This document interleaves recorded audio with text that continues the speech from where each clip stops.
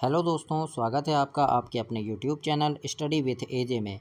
इसमें आज की वीडियो में मैं आपके लिए लेकर के आया हूं आपकी 8th ग्रेड अभ्यास पुस्तिका, जो आपके विज्ञान विषय की है दोस्तों, और कक्षा 6वीं के बच्चों के लिए आई हुई नई वर्कबुक है। और दोस्तों, आज की इस वीडियो में हम देखेंगे अध्याय 5 लंबाई एवं गति। और इसके पहले की वीडियो चैनल पे मैंने करवा दिया है, और आगे की वीडियो के लिए चैनल पे बने रहना। और आपकी हिंदी, अंग्रेजी, विज्ञान, सामाजिक विज्ञान, संस्कृत, गणित सारे विषय के वीडियो चैनल पे मैं डालते रहता हूँ समय समय पर। तो उन सभी वीडियोस को देखने के लिए चैनल को सब्सक्राइब कर लेना, ताकि समय पर आपको सारी चीज़ें मिल सके बच्चों। आइए देखते हैं, बहुविकल्पीय प्रश्न दिया है सबसे पहले आपको, और पहला प्रश्न है सही विकल्प चुनकर लिखने का। और सबसे पहला प्रश्न इसमें हम देखते हैं, आपसे यहाँ पूछा है कि यदि आपके मापक स्केल के सिरे टूटे हैं तो आपको क्या करना चाहिए।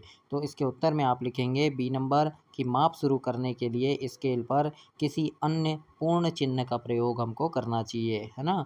अगर कुछ मान लो स्केल थोड़ा सा टूट गया है तो आप क्या करेंगे, तो उसमें कोई दूसरा पूर्ण चिन्ह का प्रयोग आपको करना चाहिए। तो बी नंबर इसमें सही उत्तर होगा। अब हम देखते हैं अगला, दूसरा क्या पूछा है यहाँ पर। तो दूसरा प्रश्न है, दृष्टिबाधित विद्यार्थियों लंबाई मापने के लिए किस उपकरण का प्रयोग कर सकते हैं। जो दृष्टिबाधित विद्यार्थी हैं वो लंबाई कैसे नापेंगे। तो उसके उत्तर में सी नंबर लिखना कि उभरे चिन्हों वाला स्केल लेंगे, है ना, क्योंकि वो छू कर नापते हैं। तो जिनमें उभरे चिन्ह होंगे उनका उपयोग वो करेंगे। इसके बाद देखते हैं तीसरा प्रश्न पूछा है, एक घुमावदार रेखा को मापने के लिए धागे का उपयोग करने के बाद आपको आगे क्या करना चाहिए। तो इसमें ए नंबर होगा कि एक सीधी पैमाने पर धागे की लंबाई को मापें। तो ए नंबर इसमें सही उत्तर होगा बच्चों। इसके बाद अगला देखते हैं, इसमें लिखा है कि आप और आपके मित्र कबड्डी कोर्ट के लिए रेखाएं कैसे खींचेंगे। कबड्डी कोर्ट बनाना है आपको, तो क्या करेंगे, तो संदर्भ बिंदु का उपयोग करेंगे, दूरियों का अनुमान नहीं लगाएंगे, कदमों का उपयोग नहीं करेंगे, और हाथों की चौड़ाई का उपयोग भी नहीं करेंगे। क्या करेंगे, संदर्भ बिंदु का उपयोग करेंगे। इसके बाद अगला प्रश्न है, जब हम चलती बस में होते हैं और बस में अन्य यात्रियों को देखते हैं तो हम उनकी गति के बारे में क्या निष्कर्ष निकालते हैं। कि वे गति में हैं, नहीं। वे कूद रहे हैं, नहीं। वे सो रहे हैं, नहीं। वे क्या है, आराम कर रहे हैं। तो बी नंबर इसमें सही उत्तर होगा बच्चों। अब हम देखते हैं अगला प्रश्न। तो इसमें आपसे पूछा है, गणतंत्र दिवस आयोजन के समय छात्रों ने विद्यालय की सजावट के लिए विद्युत बल्बों की लड़ी लगाई। उन्होंने लड़ी की आवश्यक लंबाई का मापन निम्न में से किससे किया होगा। स्केल से तो नहीं नहीं किए होंगे, पेंसिल से भी नहीं किए होंगे, है ना। कदमों की माप से नहीं, लचीले मापन फीते से किए होंगे, क्योंकि जो लड़ी लगाई वो कैसा है, वो कोई कठोर चीज़ नहीं है, है ना। वो तो लचीली होगी, इसलिए उसकी ऐसे फीते से लंबाई नापे होंगे। स्केल से नहीं नाप सकते, इसको ऐसे नहीं नापेंगे। तो इस प्रकार से बी नंबर इसमें सही उत्तर होगा। अगला प्रश्न है, यहाँ पर देखो इंडिया गेट बना है, दिल्ली दिल्ली दिल्ली दिल्ली, है ना। 200 किलोमीटर, 100 किलोमीटर ऐसा लिखा है। अब यहाँ आपसे पूछा है कि चित्र में किलोमीटर सूचक पत्थर दिल्ली से उसकी दूरी को इंगित कर रहे हैं। इस परिस्थिति में संदर्भ बिंदु क्या है। तो संदर्भ बिंदु क्या होगा, दिल्ली 0 किलोमीटर, ये संदर्भ बिंदु है ना। और आगे जाएंगे, मतलब यहाँ से दिल्ली कितनी है, 50 किलोमीटर। यहाँ से दिल्ली 100 किलोमीटर। यहाँ से दिल्ली 200 किलोमीटर है। लेकिन जब आप यहाँ पहुँच जाएंगे तो दिल्ली पहुँच गए तो ये क्या आएगा, 0 किलोमीटर। तो ये क्या है, संदर्भ बिंदु। तो इस प्रकार से आपको ए नंबर इसमें लिखना है बच्चों। इसके बाद अगला देखते हैं, स्केल पर माप पढ़ते समय आपकी आँख किस स्थान पर होनी चाहिए। तो निशान के ठीक ऊपर हमारी आँख होनी चाहिए, है ना, इधर उधर नहीं होनी चाहिए। तो ये आपके वैकल्पिक प्रश्न समाप्त हुए। अब हम देखेंगे यहाँ पर रिक्त स्थानों की पूर्ति करो, खालिस्तान वाले प्रश्न हैं बच्चों, और यहाँ कुछ शब्द दिए हैं, इनसे आपको खालिस्तान को भरना है, फिल करना है। तो पहला प्रश्न है 1 इंच में, तो यहाँ आएगा 2.54 सेंटीमीटर होते हैं। वृत्तीय गति एवं दोलन गति दोनों दोनों ही प्रकृति में क्या है, आवर्ती गति हैं। बोतल के वक्र भाग की लंबाई मापन हेतु धागा का प्रयोग किया जाता है। लंबाई का ऐसा ही मात्रक, तो ये होगा मीटर, मीटर है। 1 किलोमीटर बराबर 0.1 सेंटीमीटर होगा। जब कोई वस्तु वृत्तीय पथ के अनुदिश गति करती है तब उसकी गति वृत्तीय गति कहलाती है। तो इस प्रकार से खालिस्तान को आपको ऐसे पूर्ण करना है बच्चों। अब हम आगे देखेंगे प्रश्न नंबर 3, अति लघु उत्तरीय प्रश्न आ गए। और दोस्तों, आपकी तिमाही, छमाही, वार्षिक परीक्षा के लिए चैनल को सब्सक्राइब कर लेना, क्योंकि वार्षिक परीक्षा के पहले चैनल पे काफ़ी सारे वीडियोस लेकर के आता हूँ, जिसमें कि आपकी परीक्षा में आने वाले महत्वपूर्ण प्रश्न होते हैं, जिन्हें पढ़ करके आप परीक्षा में काफ़ी अच्छे नंबर ला सकते हैं।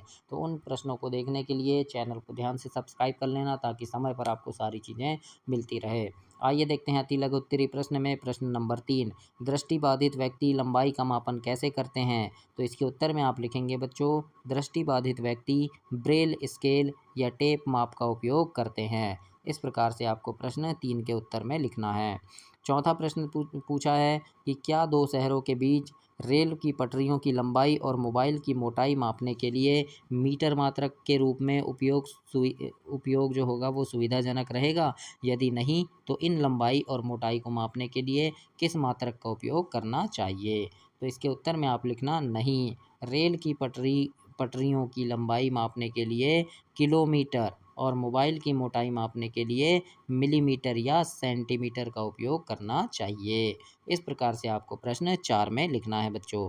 अब हम देखते हैं प्रश्न नंबर 5। पाँचवें प्रश्न में पूछा है कि अपने दोस्त की लंबाई मापिए और उसे मीटर, सेंटीमीटर, मिलीमीटर में व्यक्त आपको करना है। तो दोस्त की लंबाई जैसे हमने नापे, है ना, तो दोस्त की लंबाई मीटर में लिखे 1.65 मीटर, है ना, या 1.65 मीटर, मीटर में है ना 1 मीटर 65 सेंटीमीटर। अगर सेंटीमीटर में लिख रहे हैं तो 165 सेंटीमीटर होगा, और मिलीमीटर में लिखेंगे तो ये कितना हो जाएगा 1650 मिलीमीटर। तो इस प्रकार से आपको ऐसे लिख देना है इसमें। इसके बाद प्रश्न नंबर 6 है, इसमें लिखा है हरदीप और दीपा पार्क में खेलने के लिए गए। दीपा ने एक पाइप पर रस्सी से बंधे झूले पर झूला झूला तथा हरदीप मैरी गो राउंड झूले पर घूमने लगा। हरदीप और दीपा के द्वारा होने वाली गतियों के नाम लिखिए। तो इसके उत्तर में आप लिखना कि दीपा जो झूल रही है वो क्या है, दोलन गति है, क्योंकि झूला ऐसे ऐसे झूल रही है ना, तो ये क्या होगा, दोलन गति, जो झूले पर झूलना कहलाएगा।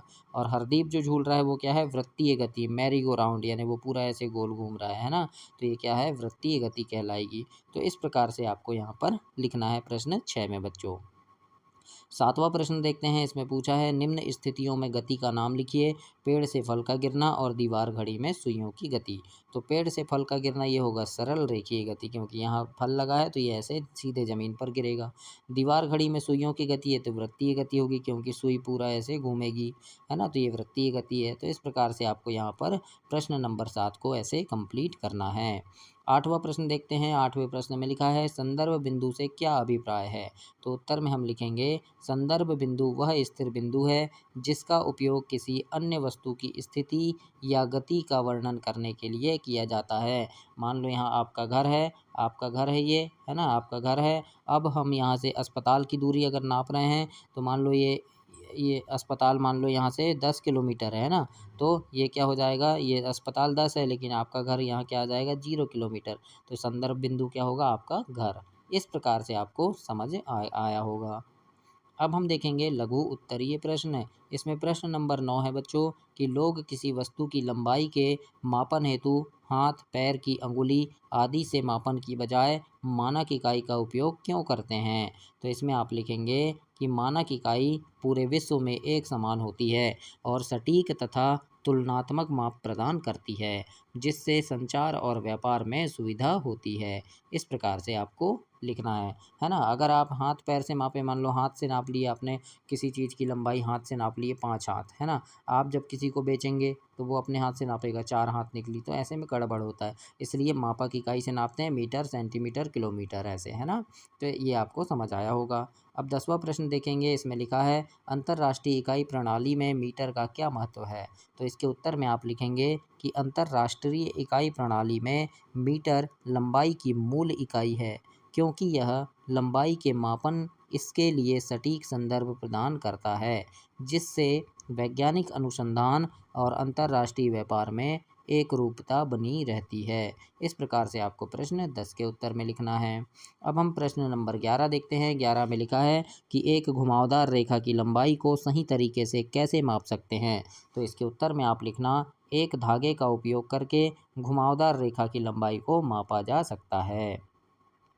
अब आगे देखेंगे प्रश्न नंबर 12। 12 प्रश्न है कि निम्न को मापने की इकाई लिखिए। जैसे दिल्ली और लखनऊ के बीच की दूरी कैसे नापेंगे? तो ये नापेंगे किलोमीटर में। सिक्के की मोटाई मिलीमीटर से नापेंगे। रबर की लंबाई सेंटीमीटर या मिलीमीटर से नापेंगे। और स्कूल मैदान की लंबाई ये हम मीटर से नापेंगे। तो इस प्रकार से आपको यहाँ पर प्रश्न 12 में लिखना है बच्चों। अब हम प्रश्न नंबर 13 देखते हैं। 13 प्रश्न में लिखा है कि मीटर स्केल की सहायता से लंबाई मापते समय बरती जाने वाली 2 सावधानियां लिखिए। तो पहली सावधानी कि स्केल को वस्तु के साथ सटाकर रखें और शून्य निशान से मापन शुरू करें। दूसरी लिख देंगे कि माप तौल लेते समय आँख की स्थिति बिल्कुल लंबवत होनी चाहिए, मतलब आँख इधर उधर नहीं होनी चाहिए, वहीं आपको देखना है जहाँ से आपको नापना है। इसके बाद हम प्रश्न 14 देखते हैं। इसमें लिखा है, क्या आप कुछ ऐसी वस्तुओं के बारे में सोच सकते हैं जो एक से अधिक प्रकार की गति प्रदर्शित करती है? गति के प्रकार का भी उल्लेख कीजिए। तो इसके उत्तर में हम लिखेंगे, पहला लुढ़कती हुई गेंद, है ना, ये क्या है, स्थानांतरी गति और घूर्णन गति होगी, है ना। और साइकिल का पहिया, ये क्या है, स्थानांतरी गति और घूर्णन गति। तो इस प्रकार से आपको प्रश्न 14 के उत्तर में लिखना है बच्चों। आगे हम देखेंगे प्रश्न नंबर 15। 15 प्रश्न में लिखा है, वस्तुओं की परिधि मापने के लिए लचीले मापने वाले फीते क्यों पसंद किए जाते हैं? तो वस्तुओं की परिधि यानी ये गोला है ना, इसको नापना है तो फीते का उपयोग क्यों करते हैं? तो लिखेंगे, लचीले मापने वाले फीते के घुमावदार आकार के अनुसार मुड़ सकते हैं, वस्तुओं के घुमावदार आकार के अनुसार मुड़ सकते हैं और सही माप दे सकते हैं। मान लो एक टायर है, टायर की गोलाई नापना है तो हम किससे नापेंगे? स्केल से नहीं नाप सकते, इसको किससे नापेंगे? फीते से नापेंगे। तो इस प्रकार से आपको बताना है। 16 प्रश्न है, प्रश्न नंबर 16। इसमें लिखा है कि जब आप अपने और अपने दोस्तों के हाथों की लंबाई की तुलना करते हैं तो आप और आपके दोस्त परिणाम के बारे में क्या पाते हैं? तो इसके उत्तर में लिखना कि हम पाते हैं कि उनकी लंबाई अलग अलग हो सकती है ना। मेरे दोस्त और मेरी हाथ की लंबाई अलग अलग हो सकती है, क्योंकि हर व्यक्ति के शरीर का आकार और माप भिन्न होता है, अलग होता है। ऐसे आपको प्रश्न 16 में लिखना है।